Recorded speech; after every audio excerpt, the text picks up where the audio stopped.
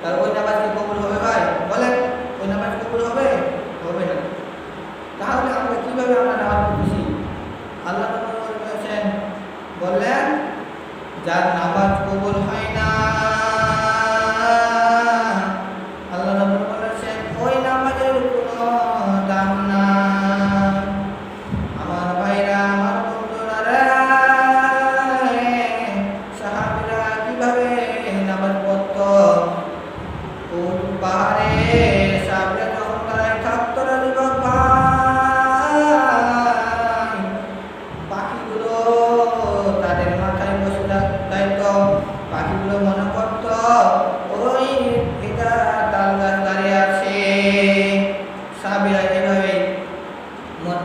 এভাবে দাঁড়িয়ে থাকতো। আজকে আমরা নামাজ পড়তে পড়তে টুপি লারে এদিক সেদিক তাকাই, গ্রুপ দিতে তাকাই, এটা নামাজ হবে? বলেন, হবে কি? আমরা যদি 50,000 বছর কেন 50,000 বছর আমরা যদি নামাজ পড়ি, কিভাবে দেখবে নামাজ কবুল হবে না। তাই আসুন, আল্লাহ রাব্বুল আলামিন আমাদেরকে শুদ্ধভাবে নামাজ পড়তে হবে ভাই, এদিক সেদিক তাকা যাবে না। আল্লাহ রাব্বুল আলামিন এইভাবে আমাদের নামাজ পড়তে হবে। আল্লাহ তাআলা আমাদের সামনে কি দাঁড়িয়ে আছে, এইভাবে আমরা যদি মনে করি, তাহলে আল্লাহ তাআলা আমাদেরকে নামাজ কবুল করবে। আমার ভাইরা রে, কোনো দিকে নজর নাই রে। ও যুবক ভাইরা, আমার নবী নামাজ যখন পড়তো, মাইশা মনে করতো আমার নবী মারা গেছে। আমার নবী যখন মাইশা আমার নবীর কাছে গেলেন, নবীর কাছে একটু পায়ে চিমটি মারলেন, আমার নবী একটু লাড়া দিলেন। মাইশা বললেন আমার নবী বেঁচে আছে। আমার নবী কিভাবে নামাজ পড়তেন আর সাহাবীরা কিভাবে নামাজ পড়তেন, আজকে আমরা কিভাবে নামাজ পড়ি? আল্লাহ রাব্বুল আলামিন আরো অনেক হাদিস আছে। আমার ভাইরা, আমার বন্ধুরা রে, হযরত আলী রাদিয়াল্লাহু আনহু তিনি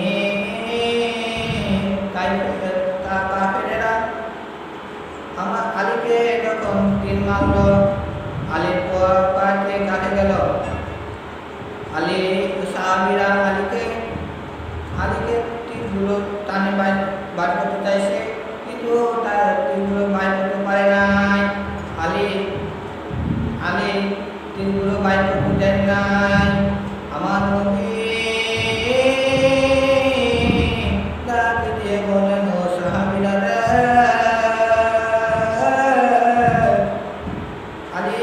আলী তখন নামাজে দাঁড়াবে, তখন তোমরা বাইর করো। আমার বাজান, দেখেন সাহাবীরা কিভাবে নামাজ পড়তো, নবীগুলো কিভাবে নামাজ পড়তো, আমি শুধু বুঝাই দিয়ে যাই। আমার ভাইরা, আমার বন্ধুরা, আলী তখন নামাজে দাঁড়ার পরে সাহাবীরা তীরগুলো টানে বাইর করে দিল।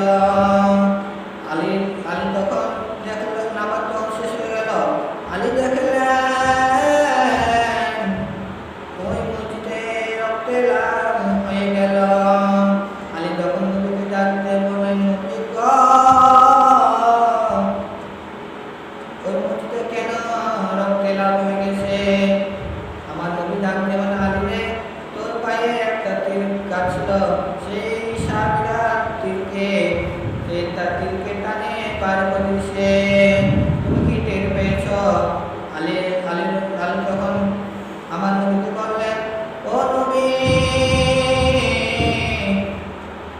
কখন আমার তীর বাইর করছে আমি টের পাই নাই।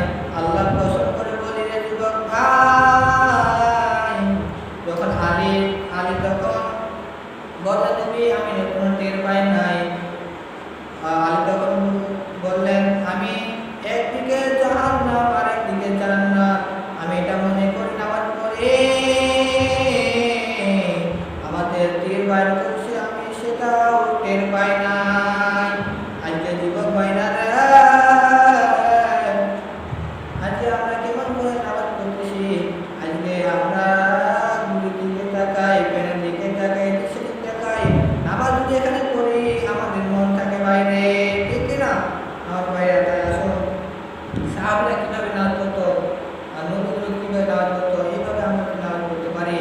তাহলে আল্লাহ তাআলা আমাদের জান্নাত দিয়ে দেবে। আজকে আমরা শুধু নামাজ পড়ি, আমাদের নামাজগুলো কেরাত আমাদেরকে ভুল যায়, এটা আমরা সন্তোষ করি না। আলেমদেরকেও জিজ্ঞাসা করি না যে আমাদের কেরাতগুলো ভুল যাচ্ছে কিনা, এগুলো আমরা জিজ্ঞাসা করি না। আল্লাহ রাব্বুল আলামিন আমার ভাইরা আমার বন্ধুরা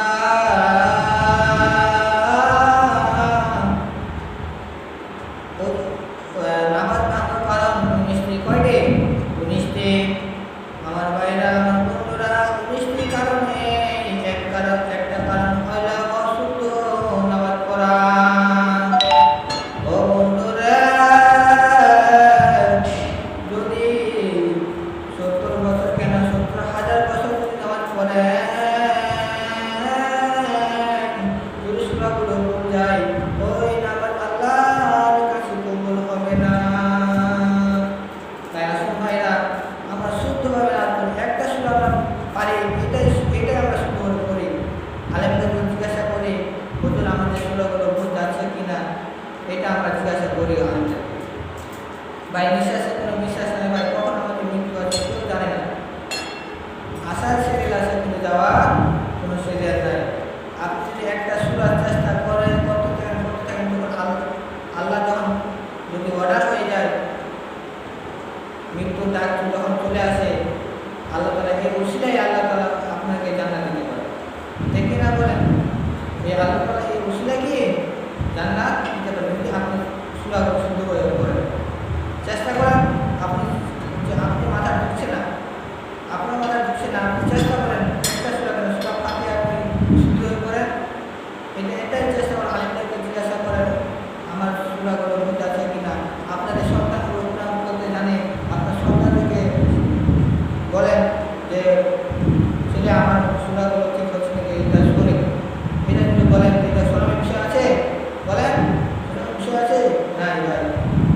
আসলে জুম্মার ভাই বেশি লম্বা করবো না। আল্লাহ রাব্বুল আলামিন যেন আমার ভাইরা, তাই আল্লাহ রাব্বুল আলামিন যেন আমাদের 5 ওয়াক্ত নামাজকে যেন পড়ার তৌফিক দান করুন সকলের আমিন। আমার আল্লাহ রাব্বুল যেন আমাদেরকে শুদ্ধভাবে পুরা নামাজগুলো পড়ার তৌফিক দান করুন আমিন। আল্লাহ রাব্বুল যেমন আমাদের ভাইরা যে আমাদের বাইরে আলহামদুলিল্লাহ 13টা ফরজ আছে, নামাজের বাইরে 7 ফরজ আছে, না নামাজের ভিতরে 6টা ফরজ আছে। নামাজের বাইরে কয় ফরজ আছে? 7টা ফরজ আছে। শরীর পাক, কাপড় পাক, নামাজে জায়গা পাক, সকল টাকা কেবলমত হওয়া, প্রথমত নামাজ পড়া, নামাজের নিয়ত করা। আর নামাজের ভিতরে 6টা ফরজ, কয়টা মুখস্থ করতে হবে? কয়টা? 6টা। তাকবীরে তাকবীর বলা, খাড়া হয়ে নামাজ পড়া। অনেকের লোক আছে যে আপনারা বসে নামাজ পড়েন, বসে নামাজ হবে না। যদি আপনি অসুস্থ হয়ে থাকেন, আপনি দাঁড়িয়ে থাকতে পারছেন না, তাহলে বসে নামাজ পড়লে হয়ে যাবে। আর আপনি সারাদিন আপনি এদিক সেদিক বেড়ান, তখন আপনার ঠেক লাগে না। আর মসজিদে আসলে আপনার ঠেক লাগে। বলেন, কথা বলেন না কেন? ঠিক কিনা? আপনি মসজিদ যখন আসেন তখন বসে নামাজ পড়েন, আর এদিকে সারাদিন বেড়াবেন, ওই নামাজ কি কবুল হবে না। তাই আসুন, যদি অসুস্থ থাকেন তাহলে বসে নামাজ হবে।